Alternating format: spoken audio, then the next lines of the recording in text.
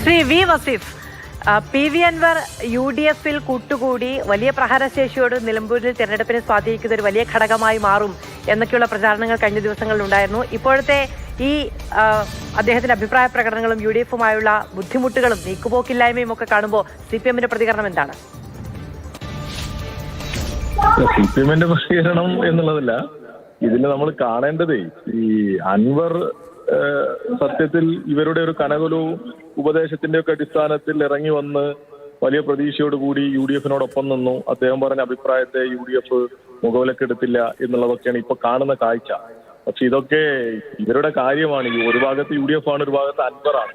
ഇവർ ഏത് രീതിയിലാണ് ഇതും ഇനി ഇവരുടെ പ്ലാനിങ് ആണോ മറ്റെന്തെങ്കിലും ആണോ എന്നൊന്നും പറയാൻ പറ്റില്ല. ഏതായാലും ഇപ്പൊ പുറത്തു വരുന്ന വാർത്തകൾക്ക് അടിസ്ഥാനപ്പെടുത്തി യു ഡി എഫ് പ്രഖ്യാപിച്ച സ്ഥാനാർത്ഥിയെ കുറിച്ച് വളരെ മോശമായ രീതിയിലാണ് അൻവർ പ്രതികരിച്ചത്.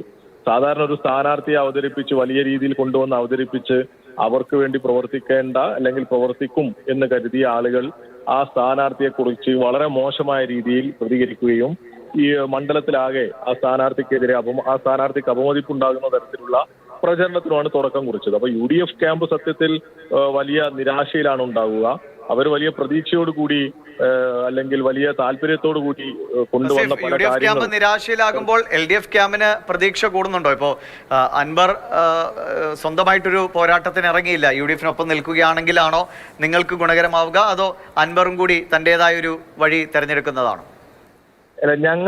ഞങ്ങൾ എതിർപക്ഷത്ത് കാണുന്ന ഒരു മുന്നണിയുണ്ട്. ആ മുന്നണി ഏതാന്ന് വെച്ചാൽ ഈ പറയുന്ന ആളും ബി ജെ പിയും ജമാഅത്തെ ഇസ്ലാമിയും മുസ്ലിം ലീഗും അതുപോലെ തന്നെ കോൺഗ്രസും അവരിലെ ഒരു രാഷ്ട്രീയ താല്പര്യക്കാർ, സങ്കുചിത രാഷ്ട്രീയ താല്പര്യക്കാർ, സാമ്പത്തിക താല്പര്യക്കാർ, ഇവരൊരു ഭാഗത്ത് അണിനിരക്കും.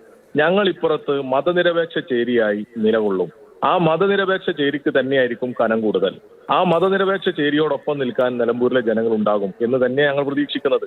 ഞങ്ങൾ അങ്ങനെ തന്നെയായി തെരഞ്ഞെടുപ്പിനെ നേരിടുന്നതും. ഇവരെല്ലാം ഒറ്റക്കെട്ടായി ഞങ്ങളെ എതിർക്കുമെന്നും ഇവർക്കെതിരെ ശക്തമായി ഞങ്ങളുടെ രാഷ്ട്രീയം പറഞ്ഞുകൊണ്ട് തന്നെ ഞങ്ങൾ വിജയിക്കും എന്നുള്ള പ്രതീക്ഷ തന്നെയാണ് ഞങ്ങൾക്കുള്ളത്. ഞങ്ങളെ സംബന്ധിച്ചിടത്തോളം ഇവരുടെ ഈ പടലപ്പണക്കങ്ങളോ മറ്റോ ഒന്നുമല്ല ഞങ്ങൾ കാണുന്ന കാഴ്ച. ഞങ്ങൾ യഥാർത്ഥ രാഷ്ട്രീയം മുന്നോട്ട് വെക്കുകയാണ്. മതനിരപേക്ഷതയുടെ രാഷ്ട്രീയവും വികസനത്തിന്റെ രാഷ്ട്രീയവും ഈ നാട്ടിലെ ജനങ്ങളോട് പറയുക എന്നുള്ളതാണ് ഞങ്ങളുടെ നിലപാട്. അതിൽ ഞങ്ങൾ ഉറച്ചു.